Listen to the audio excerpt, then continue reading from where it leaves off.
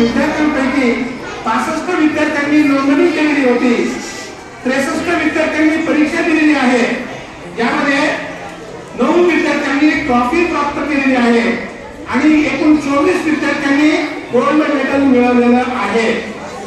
त्यानंतर अक्षरगंगा या स्पर्धा परीक्षामध्ये इयत्ता दुसरीच्या 40 विद्यार्थ्यांनी नोंदणी केलेली होती, त्यापैकी 2 विद्यार्थी राज्यस्तरावर प्रावीण्य प्राप्त झाले आहेत। यामध्ये राज्यातून दुसरा क्रमांक आणि चौथा क्रमांक आपल्या शाळेला मिळालेला आहे। जिल्ह्यातून एकूण 5 विद्यार्थी प्रावीण्य प्राप्त झालेले आहेत। केंद्र स्तरावरील अनेक विद्यार्थी आहेत। एकूण 20 विद्यार्थ्यांनी ट्रॉफी मिळवलेली आहे।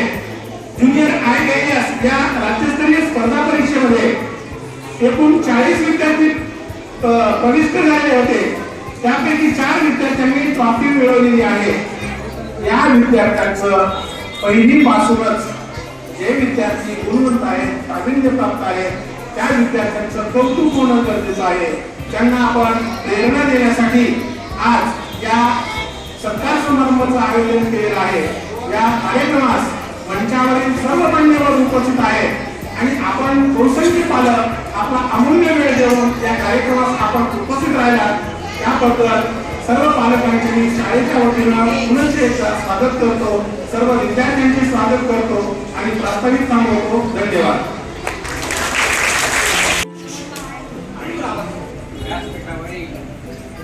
आजच्या कार्यक्रमाचे अध्यक्ष, संस्थेचे उपाध्यक्ष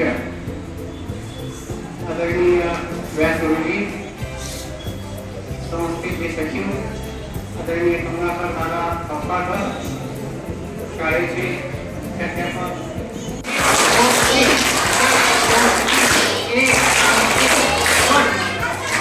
समोर हात, सिट राईट म्हणजे टाईट बसा, व्हेरी नाईस। प्रयत्न करून पालकांनी लक्षात घ्या,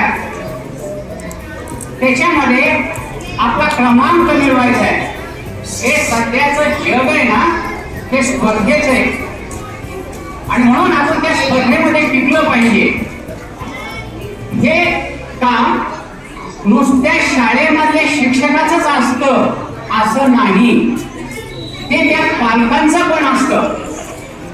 आपला बाल्य शाळेतून जेव्हा घरी येतो त्यावेळेला पालकांचं पण कर्तव्य असतं की त्याला विचारणं की बाळ, आज गुरुजींनी काय होमवर्क दिला, काय शिकवलं, मग तो होमवर्क आपण सोडून घेणं हे गरजेचं असतं आणि मग शिक्षक पालक यांच्या दोघांच्या प्रयत्नातनं ते विद्यार्थी जे असतात चांगले गुण मिळवू शकतात, स्पर्धेमध्ये टिकू शकतात। आणि म्हणून पालकांनी पण ही गोष्ट लक्षात ठेवली पाहिजे। मी तुम्हाला 2 मुलांची गोष्ट सांगतो।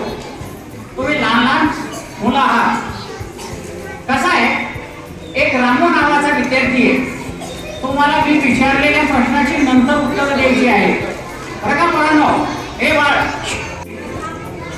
हा रामू काय खूप अभ्यास करतो तुमच्यासारखा आणि तो खूप प्रयत्न करून हा शाळेमध्ये नंबर 1 ला येतो। तो का नंबर 1 ला येतो? तो वर्गामध्ये लक्ष देतो, आपल्याला जे येते ते गुरुजींना विचारतो, घरी गेल्यानंतर आपल्या आई वडिलांना तो दाखवतो की हे आज गुरुजींनी शिकवलेले आणि हा होमवर्क दिलेला आहे। आणि मग त्याचे आई किंवा वडील तो होमवर्क सोडून घेतात आणि या पद्धतीनं ते प्रयत्न करतात आणि म्हणून हा रामू तुमच्यासारखा स्पर्धा परीक्षेमध्ये नंबर 1 ला येतो। दुसरा जो असतो तो लक्ष्मण असतो, पण तो लक्ष्मण कसा असतो की प्रयत्न करतो पण त्याला तिथं जमत नाही शाळेमध्ये, पण घरी गेल्यानंतर तो आई वडिलांना सांगतो की मला हे आज जमलं नाही। त्याचे आई वडील त्याच्यासाठी प्रयत्न करतात, मग हळूहळू असा प्रयत्न केल्यानंतर तो पण स्पर्धा परीक्षेमध्ये येतो. पण हा लक्ष्मण जो असतो ना, कधी कधी थोरांनी सांगितलेलं काम तो ऐकत नाही. कोण? लक्ष्मण. तो त्यांची आज्ञा करतो, आज्ञा पाळत नाही थोरांची. तो अभ्यासाला बस म्हटलं तर बसत नाही.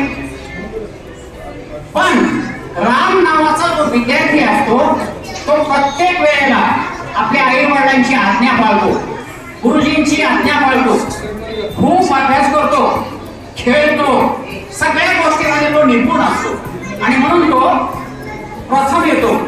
आणि म्हणून आपण लक्षात घ्यायचं, आपल्याला लक्ष्मण सारखा व्हायचं आहे का रामासारखा व्हायचं आहे, याचा विचार तुम्ही करायचा आहे. आता बाकीचे जे विद्यार्थी नाही, जे समोर बसलेले नाही, त्यांच्यासारखे स्पर्धा परीक्षेमध्ये ते आलेले नाही, असे विद्यार्थी मागचे. याचा अर्थ आपण मागे आहोत असा नाही. तुम्ही पण यांच्यासारखा जर प्रयत्न केला तर तुम्ही बरोबर स्पर्धा परीक्षेमध्ये येता. आजचा पराजय उद्याचा विजय असतो, ही गोष्ट लक्षात ठेवा. माझ्यानंतर अजून आमचे वरिष्ठ बोलणार आहेत. मी या ठिकाणी थांबतो. धन्यवाद.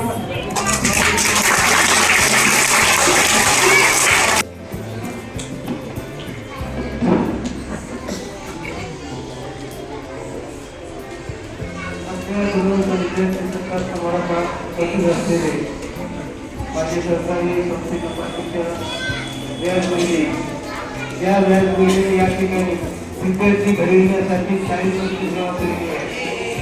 आणि त्यांच्याकडून खूप असे मोठे विद्यार्थी घेऊन मोठे पुस्तक गेलेले असे व्यासबंदी सरकारी ते पण इथे शिक्षक होते. त्यांनी पण पुस्तक विद्यार्थी घडवले, मोठे पण मोठे पुस्तक गेले. यानंतर शाळेचे गावगावकर मोर्चेचं शिक्षक प्रतिनिधी सतर्गे मॅडम, गुरुजीचं. यानंतर या ठिकाणी सगळे बसलेले पालकांचे वडील आणि माता, सर्व शिक्षक आणि शिक्षिका. आज या ठिकाणी आपल्याला पहिल्या वर्षाचे विद्यार्थी ज्यांना परीक्षेमध्ये यश मिळाले त्यांच्या पहिल्याबद्दल मी अभिनंदन करतो. या ठिकाणी आपली संस्था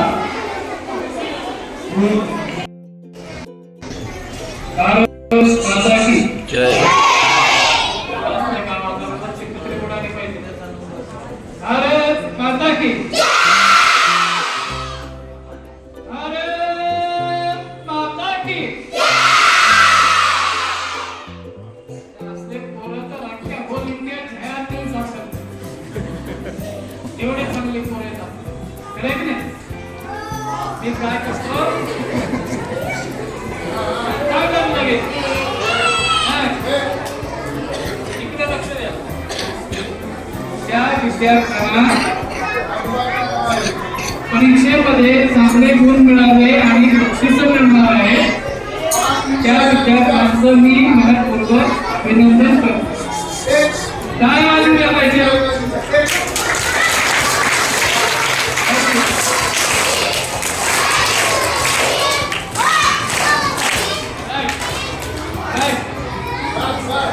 शिक्षकांनी, त्या गुरुजींनी तुम्हाला शिकवलं आणि तुम्हाला ही बक्षीस मिळाले, तुमचे नंबर आले. त्या गुरुजींसाठी टाळी वाजवा.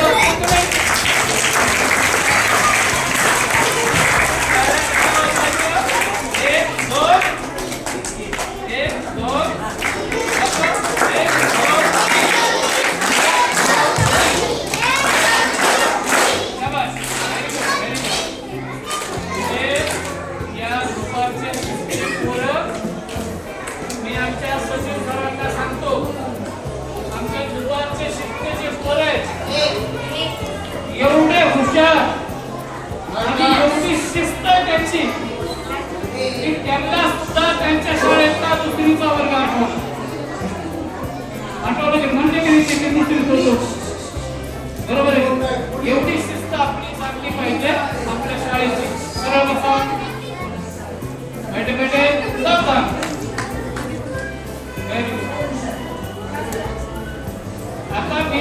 तुम्हाला एक गोष्ट सांगणार आहे. ऐकायची का तुम्हाला? भाषण विषय काही नाही. भाषण दोघांचे गाणे वाटते केले आहे की नाही? मी आता तुम्हाला काय करतो, पण मी एकटा नाही सांगणार. माझ्या मागं तुम्हाला मी म्हणेन तेवढंच म्हणायचं. लक्ष द्या, लक्ष इकडे द्या. मी जर म्हटलं एक होतं मंदिर, तुम्ही काय म्हणायचं? तुम्ही फक्त म्हणायचं मी म्हटल्यावर काय होतं? तुम्ही काय म्हणायचं? मंदिर. एवढंच म्हणायचं. हा? एक होतं मंदिर, एक होतं शाबास. एक होतं मंदिर, एक होतं मागच्या पोरांना ऐकू येतं ना? मागचा आवाज येत नाही. एक होतं मंदिर, एक होतं मंदिर. एक होतं मंदिर, एक होतं मंदिर.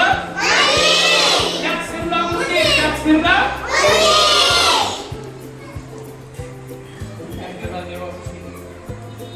मंदिर गेला. इथं होता देवा पुढं पुजारी, देवा पुढं आणि होता खाऊ, आणि होता मंदिर म्हणतो घेऊ, मंदिर म्हणतो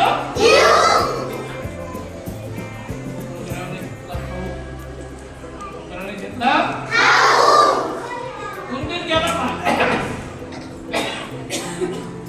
मंदिर गेला बाहेर, मंदिर गेला बाहेर. म्हणजे चांगला हे म्हणजे इथं होती घुस, इथं होती घुस करते, घुस घुस घुस करते. तुम्ही काय घुस करते, घुस घुस कशी करते? घुसीला केला हल्ला, घुसीला केला कवर मारला, कवर मारला त्याचा, कवर मारला.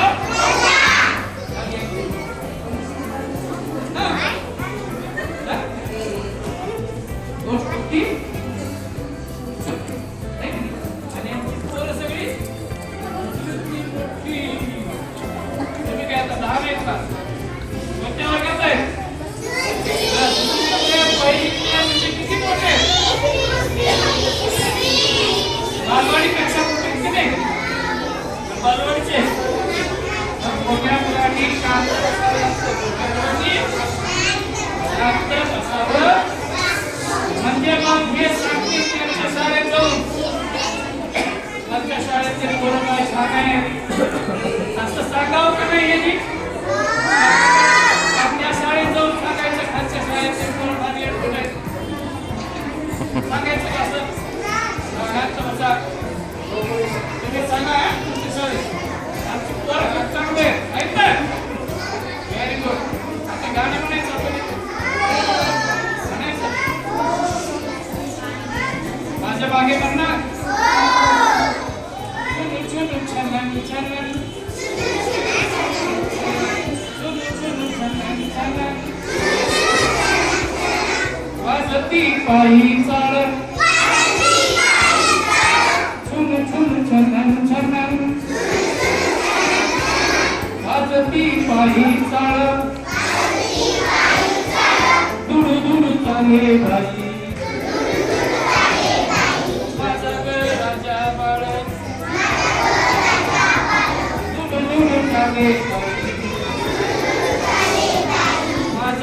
राजा बाळ, हस घे चिमणीचा,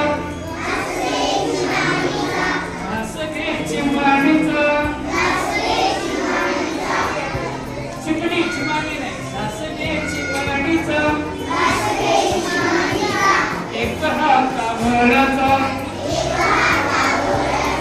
पापा घेते बिग बाई,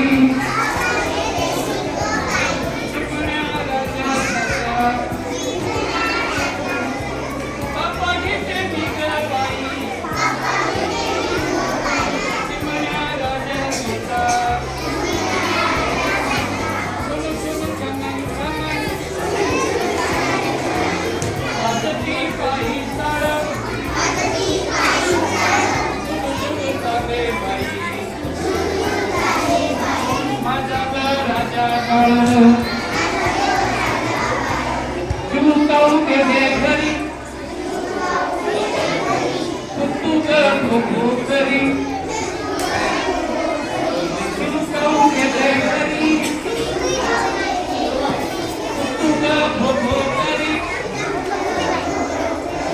मी भिकारी बाळे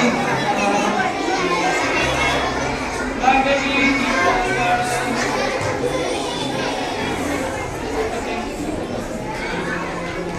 तर तुम्हाला बक्षीस पाहिजे नक्की पाहिजे द्यायला सांगू का? पुन्हा एकदा मनापूर्वक अभिनंदन करतो मला बोलावल्याबद्दल आभार मानतो आणि बक्षीस वितरणाची विनंती करतो. धन्यवाद.